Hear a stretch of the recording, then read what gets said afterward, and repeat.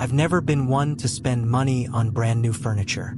I've always believed that older pieces have a certain charm, Something that gives a home a sense of character. At the time, I had just moved into a small apartment downtown. Nothing fancy. 2 bedrooms, a tiny bathroom, and a living room with a view of the ugliest alley you could imagine. I was trying to save money, so when I came across a garage sale on a sunny Saturday afternoon, I couldn't resist taking a look. And there it was, an old but well-preserved brown leather sleeper chair. The seller, an elderly man with white hair and oversized glasses, said it was a special piece. I laughed. Special or not, it was only $30, and I needed something to sit on while watching TV. I hauled it back to my building by myself, ignoring the creaks the leather made with every step. The first week with the chair was uneventful, but it didn't take long for things to get strange. On the 3rd or 4th night, as I sprawled out on it watching a movie, I began to hear a muffled sound coming from inside the chair. It was something like a creaking mixed with a faint whisper, barely noticeable but constant. I figured it was just the old springs or maybe the leather adjusting to my weight. I shrugged it off and turned up the volume on the TV, but I couldn't get the sound out of my head. Every time I walked past the chair, it seemed to return, soft and persistent, like someone trying to get my attention without being obvious. A few days later, I decided I needed to figure out what was causing the noise. I dragged the chair to the center of the living room, sat on the floor, and started poking around. There was nothing visibly wrong. It just looked like an old chair. Out of curiosity, I tapped on the upholstery. The sound that came back was strange, muted, like there was something solid inside. Intrigued but too lazy to investigate further, I told myself I'd deal with it over the weekend and went back to my routine. That same night, however, I was jolted awake by a loud noise. It was a sharp thud, like someone had struck the chair. I rushed to the living room, heart racing, only to find everything exactly as I had left it. Even so, I couldn't shake the feeling that something was off, and sleep didn't come easily after that. When Saturday finally rolled around, I decided to solve the mystery once and for all. Armed with a screwdriver, I began dismantling the chair. As I peeled away the layers of upholstery, a strange, metallic smell started to fill the room, growing stronger with each layer I removed. When I finally opened the inner compartment, my stomach turned. Inside was a pile of personal items. A faded wallet with old ID cards, a red notebook with yellowed pages, and a few items that sent a chill down my spine.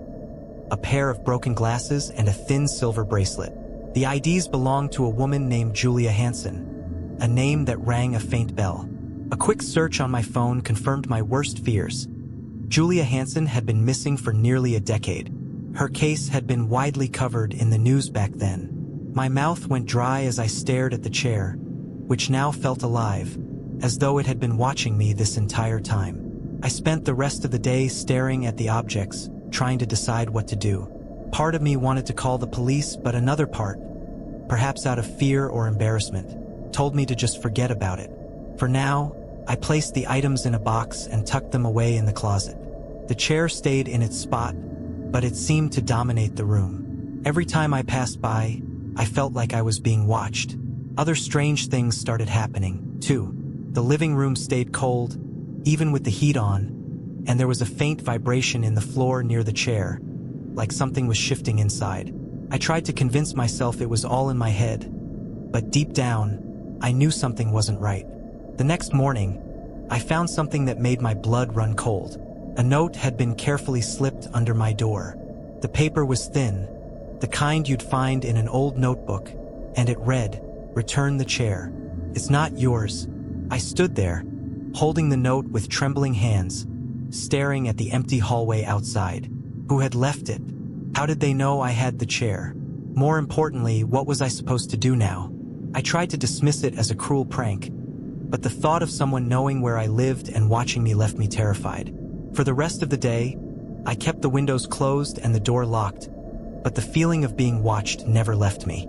That night, sleep didn't come easily.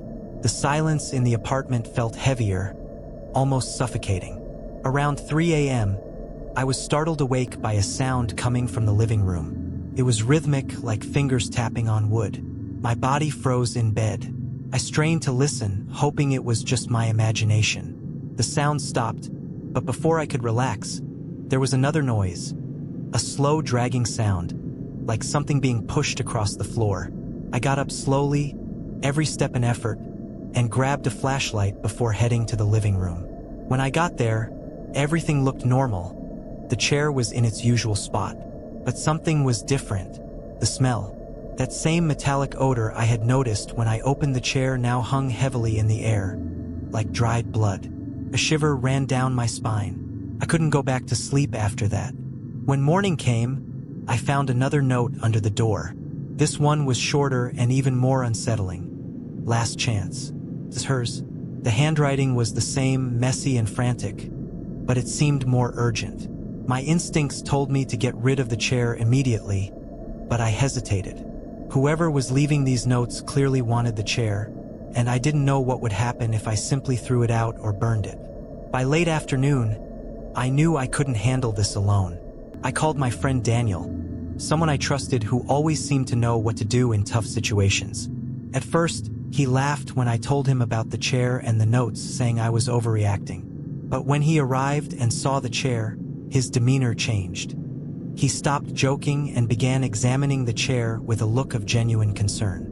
"There's something off about this," he said quietly, running his fingers over the worn leather. We decided to open the chair again, just to be sure I hadn't missed anything. This time, we found more than personal items. Caught in the springs was a torn piece of fabric, faded and red, possibly from a shirt or blouse. It confirmed what I had suspected. There was more to this chair's story than I wanted to know. Then we heard it. Loud, violent knocks at the door. Daniel and I exchanged a look that said everything. Whoever was outside wasn't someone we wanted to meet. We stayed silent, hoping they would leave, but the knocking continued, accompanied by a raspy, low voice, almost pressed against the wood. "Return." "What's hers?" The words were drawn out, almost like a moan, and for a moment, my heart stopped. Daniel motioned for me to stay quiet. After a few minutes, the noise stopped, but the tension in the air remained. When we finally opened the door, no one was there, just another note on the ground. This one read, "Final warning. After that night, it was clear I couldn't keep the chair. With Daniel's help, we hauled it out of the apartment. Getting rid of it wasn't easy. It felt heavier than before, as though it didn't want to leave. The elevator lights flickered as we carried it down, and for a moment, the elevator stalled between floors. The metallic smell returned, stronger than ever, and I swear I heard that muffled sound again, coming from the chair. We eventually dumped it in an abandoned field on the edge of town, leaving it there like a cursed object no one should ever find. Back at home, the silence felt different, lighter. For the first time in days, the apartment didn't feel oppressive. But the next morning, I found another note under my door. This one was different. It said, "You shouldn't have done that." My heart raced as I checked every lock and window. Everything was secure, but the knowledge that someone still knew where I was left me shaken. After that, the note stopped and life slowly returned to normal. I never found out what happened to the chair or who had been leaving the notes. Daniel thought it might have been connected to Julia Hansen's disappearance, but I never had the courage to dig deeper. Even now, I sometimes dream about that metallic smell or the muffled noises. Whatever that chair was connected to, it wasn't something I should have brought into my home.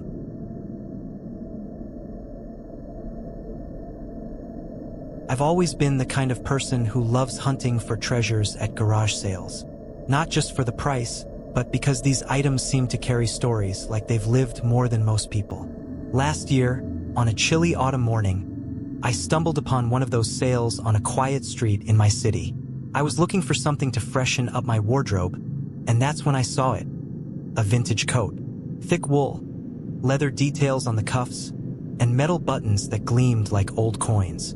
It had a dark elegance, and the price was so low it felt irresistible. The seller, a thin man with a quiet demeanor, gave me a faint smile when I asked about the coat. "It's one of a kind," he said, but the way he looked at me felt more like a warning than a compliment. I didn't think much of it and brought the coat home. The first time I wore it was the following week, to meet some friends. Right away, I noticed something odd. It wasn't uncomfortable, far from it. The coat fit like it had been tailored just for me.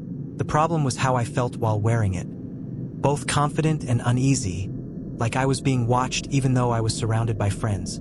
I brushed the feeling aside and tried to enjoy the evening. But when I got home and took the coat off, I realized something unsettling. I couldn't remember half of what had happened at dinner. It wasn't just forgetting a few details. It was like there was a complete void, a total absence of memory that left me rattled. I thought it might just be exhaustion or distraction, but that was only the beginning. In the days that followed, things started to spiral.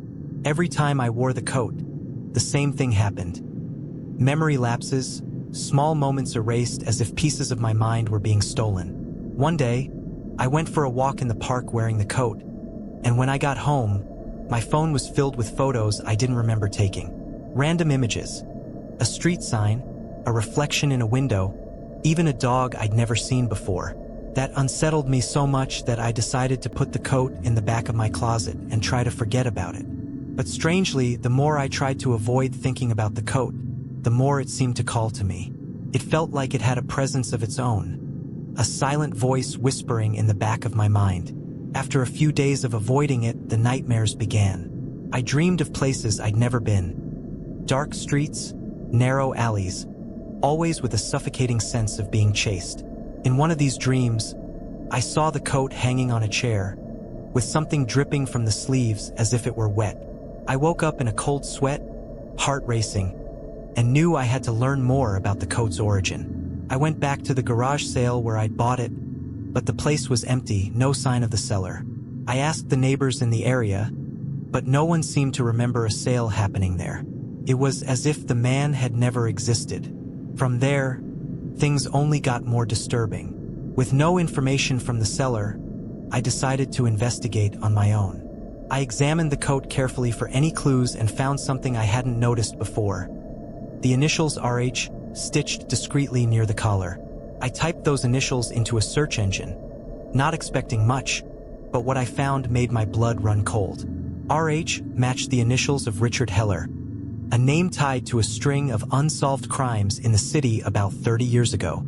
Heller had been a nondescript man but was suspected of multiple disappearances and a robbery that ended in tragedy. He was never arrested because he vanished before the police could build a solid case.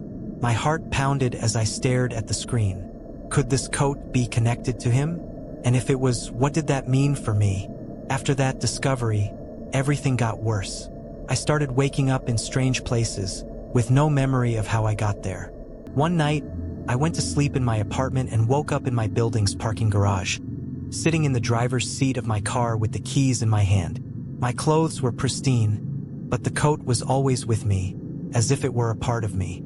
I began noticing scratches on my arms, light ones, but still unexplainable, and bruises I couldn't account for. Determined to escape whatever influence the coat had on me, I locked it in a box and stashed it in the building's storage unit. But even then, it seemed to haunt me. Every time I passed by the storage unit, I felt a pressure in my chest, like something was pulling me back. It was a constant battle between logic and what felt like an overwhelming, unexplainable force. Desperate, I confided in a friend. Mark was a skeptic, the kind of person who needed proof to believe anything, but I needed to share the burden of what was happening. When I told him about the memory lapses, the dreams, and the coat, he looked at me like I'd lost my mind. "It's just a coat, man. You're letting your imagination run wild," he said. But he agreed to check out the storage unit with me. When I opened the box, the coat's smell had grown stronger. A faintly sweet, nauseating odor that made me step back. Mark, however, picked up the coat with bare hands, examining it like it was an antique. "See? It's just old fabric," he said. But something changed in his expression the moment he tried it on for fun. He froze, staring at nothing for a few seconds, before ripping the coat off and tossing it back into the box. "Okay, I'll admit this is weird. Feels heavy in a way that doesn't make sense." After that, Mark started avoiding my calls and texts. When I finally ran into him, he looked exhausted. with dark circles under his eyes and a nervous energy I'd never seen before. He refused to talk about what he'd felt while wearing the coat, but begged me to get rid of it. The problem was, I didn't think that would solve anything. Part of me believed the coat was bound to me now, like something I couldn't simply throw away. I decided to dig deeper, this time poring over old newspaper archives. That's when I found a photo of Richard Heller wearing the same coat, with one chilling detail. He was standing in front of the very building where I now lived. This coat wasn't just an item with a past. It had a direct connection to me, and it seemed to be waiting for the right moment to reveal why. That realization was the breaking point. Felt like the coat was toying with me, pulling strings I couldn't see. I decided the only way to end its influence was to destroy it. I took the box and drove to an isolated spot outside the city, a clearing where no one would interrupt me. Armed with gasoline and matches, I was determined to finish it. When I pulled the coat out of the box, a chill ran down my spine. It seemed darker than before, as if it had absorbed something from its surroundings. My hand trembled as I poured gasoline over the fabric, and when I struck the match, I hesitated. Part of me didn't want to burn it, as if something was telling me I needed it. But the other part, the part that knew it was destroying me, won out. The flames consumed the coat quickly, but as it burned, I heard something that froze me. A muffled scream coming from inside the coat. It was impossible, yet it sounded so real that I stumbled back. The fire burned until nothing was left but ashes, and in the silence that followed, I felt a strange lightness, like a shadow had been lifted. Since that day, I haven't experienced any more memory lapses or nightmares, but the coat left its mark. I still wake up some nights with that sweet, nauseating smell in my nose or the sensation of being watched. Maybe it's guilt or maybe it's something else. All I know is that I stay far away from garage sales now. Some treasures just aren't worth the price.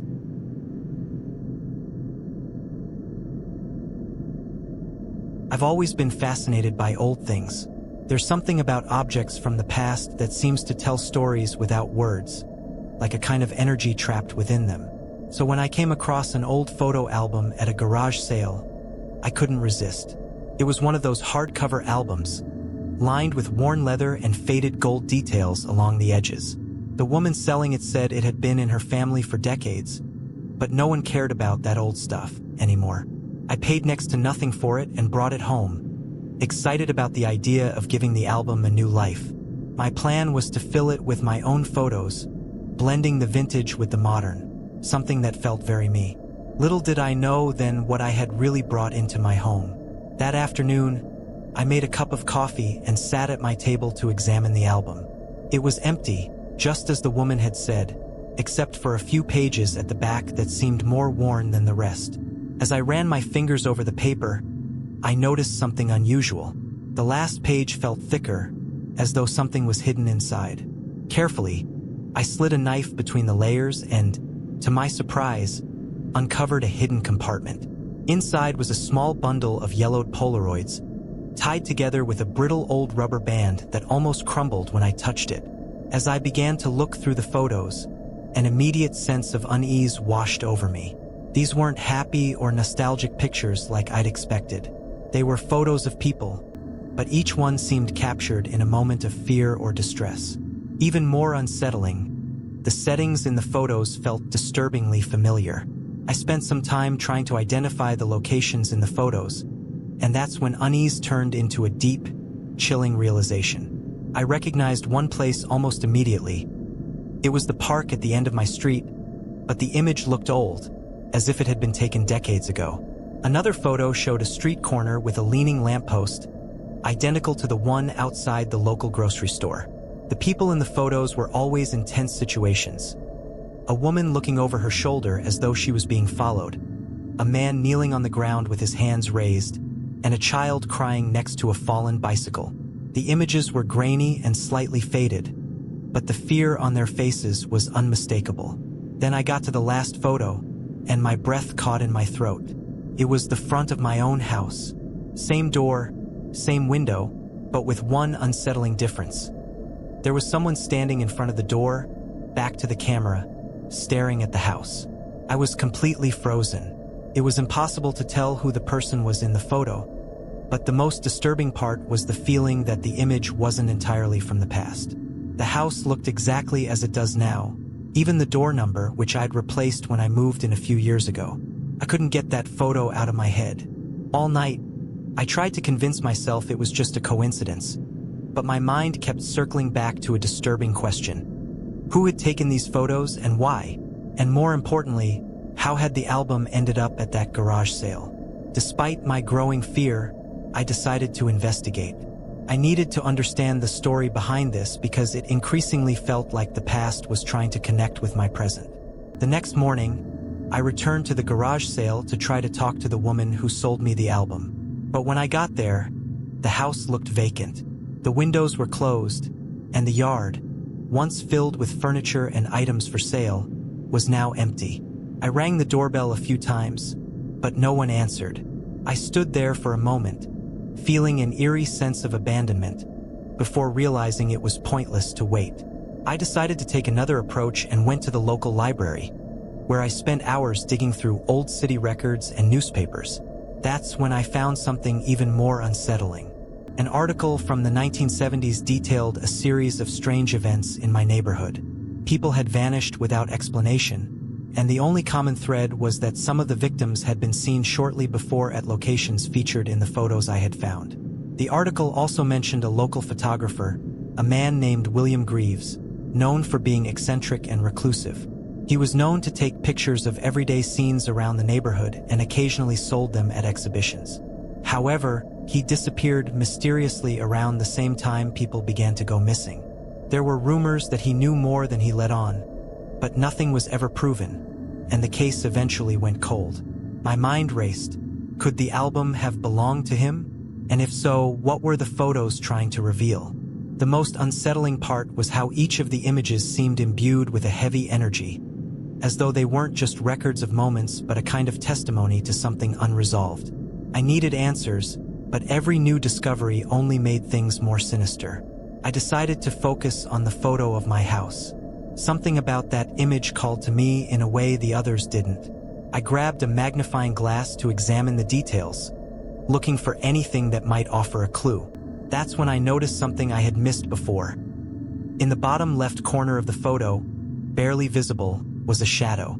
It looked like another person standing just out of frame, watching. The shape of the shadow was odd, hunched, and it seemed like the figure was holding something. That realization sent chills down my spine, and the idea that someone or something was directly connected to my house kept me awake that night. I started hearing noises I hadn't noticed before. Creaks, faint footsteps, as though the very silence of the house was conspiring against me. By the middle of the night, the tension had turned into full-blown panic. I woke to the sound of something falling downstairs. Slowly, I made my way down, my hands shaking, trying to convince myself it was just the wind or something out of place. When I reached the living room, I saw the album lying open on the floor, its photos scattered around it. But that wasn't the worst part. In the center of the mess was a new photo I had never seen before. It was another picture of my house, but this time taken from inside, looking out. I could see my living room window, the curtains slightly parted, exactly how they were at that moment. The only thing that didn't make sense was that I was supposed to be alone in the house. Or so I thought. My breathing grew heavy as I tried to process what was happening. Who could have taken that photo? And how had it ended up in the album? My mind raced between two possibilities. Either I was losing my grip on reality, or there was something, inside the house with me. I grabbed my phone to call the police, but my hands were trembling so much that I dropped it. The sound of the phone hitting the floor echoed through the room, followed by an even more oppressive silence. That's when I heard it again. Another sound, almost imperceptible, coming from upstairs. Footsteps, slow and deliberate, as if someone wanted me to know they were there. I climbed the stairs cautiously, every step a battle against the growing terror inside me. When I reached the top, I saw something that nearly stopped my heart. The door to my bedroom was slightly ajar, and a faint light flickered from within, even though I had left everything off. Pushing the door open with trembling fingers, I saw the source of the light, A small flashlight left on my bed pointed at another photo. My stomach turned as I picked it up. It was an image of me, asleep on the living room couch, taken from a disturbingly close angle. I could see the details of the blanket I had used the night before. My blood ran cold. Whoever had taken that photo had been in my house while I slept.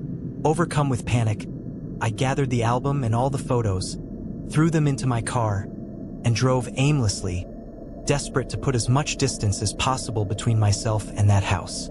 As I drove, I felt like I was being followed.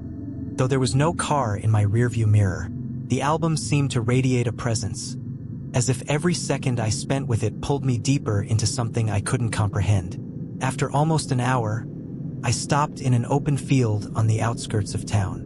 The wind was cold, and the silence of the place amplified my unease. I took the album and the photos, hesitating for a moment before deciding I couldn't keep them any longer. Rummaging through my trunk, I found a lighter and poured the remainder of a gasoline canister over the album. The flames rose quickly, illuminating the darkness around me.